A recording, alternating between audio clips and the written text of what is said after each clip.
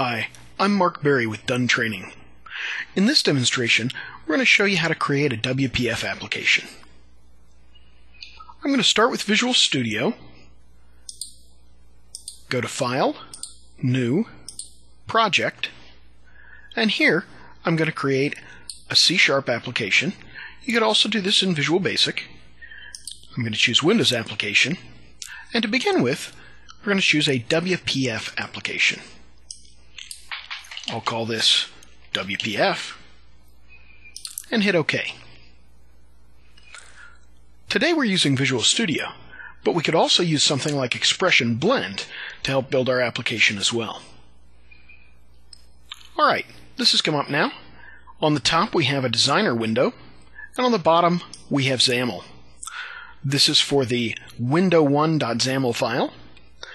You'll notice over here in our project file, and this is just a normal CSproj file, we have an app.xaml file.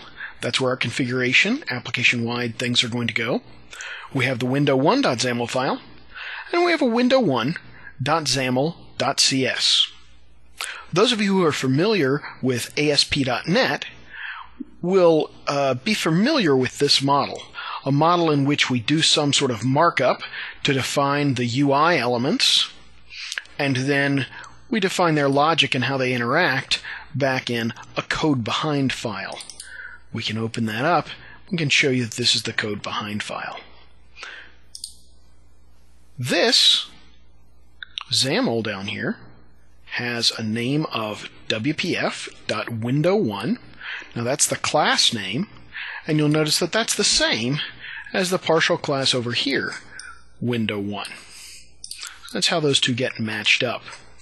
This XAML, by the way, does not get compiled down into IL. It gets compiled into something called BAML, a binary application language. Alright, so let's look at some other things here in the designer. This designer is a lot like a Windows Forms designer, if you've used that previously. You'll notice now instead of having Form 1, we have Window 1. But the interaction is quite similar. We can go over and grab a button control and drag and drop that onto our window. We can take this and move it around. As you can see, when I do something in the designer, it gets mirrored down in my XAML code.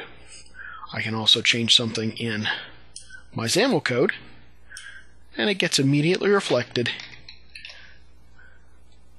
up in my designer window. There's also this zoom, so I can zoom into my application. You'll notice that the clarity of the object is still good even when zoomed in. That's because WPF is vector-based, so it looks good and scales well. Let's come down to our XAML for just a moment and show you that we can put other items here as well.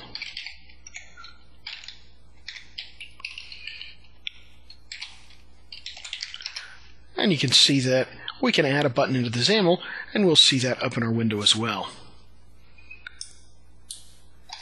Alright, so now let's add a little bit of code behind this button. I think what we'll do is we'll open up another window. In most applications we have more than one window, so I'm going to come over to my project, right-click on the project in the Solution Explorer, go to Add, New Item, and here I'm going to choose from my WPF list a window item. This is going to be window2.xaml. Alright, so now we have another window, and what I'd like to do is when I click on this button in window 1, and if I double click on the button in the designer, it'll take me to code behind for the click event of that button. I want to open window 2. This is a lot like you would do it in Windows Forms.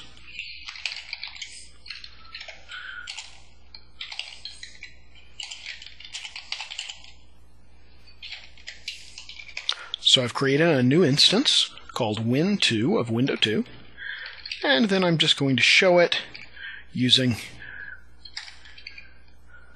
show dialog. Much the same way we did it with Windows Forms. Alright, let me save that.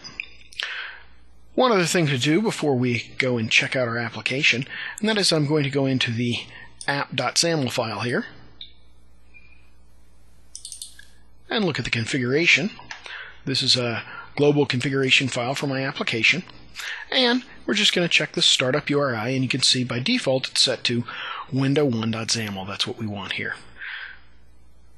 Notice, by the way, that this is the name of the file and not the name of the class.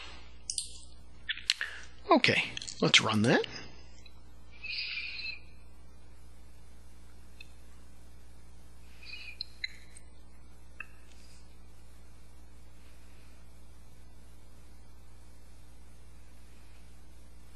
And here you'll see that the application that was created from WPF is just like a Windows Forms application would look.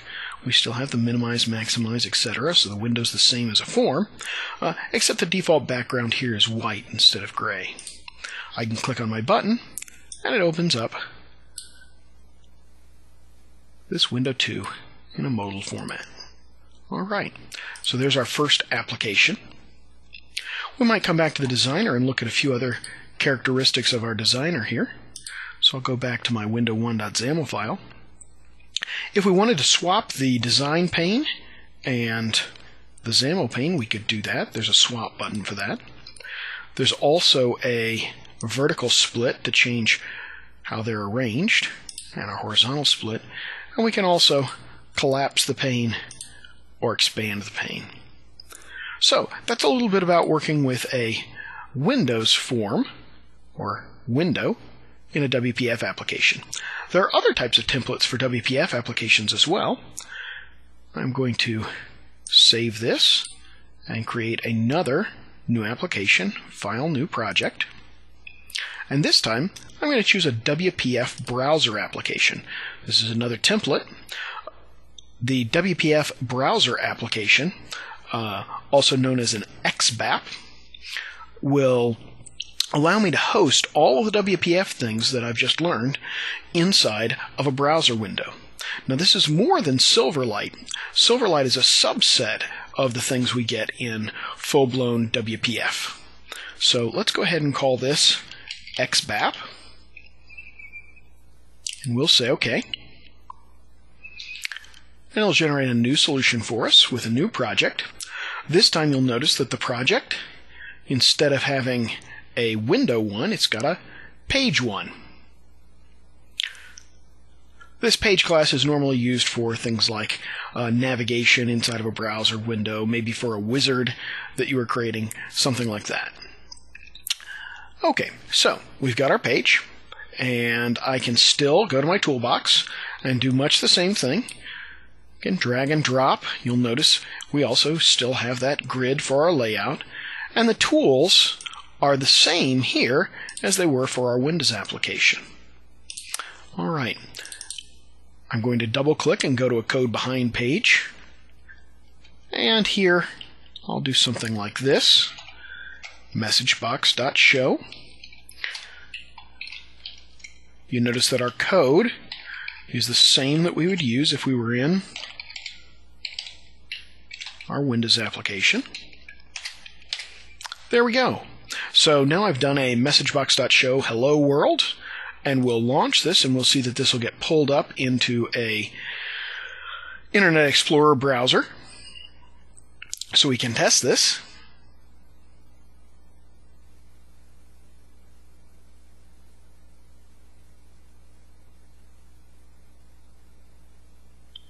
Now, this is not a Silverlight application. It's not a HTML. It's just being hosted in a browser.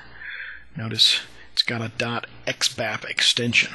If you were to go to the view source for this, you would not see any HTML. And I'll click on my button, and there's Hello World. So in this demonstration, we saw how to create a WPF application, both a Windows application and an XBAP application.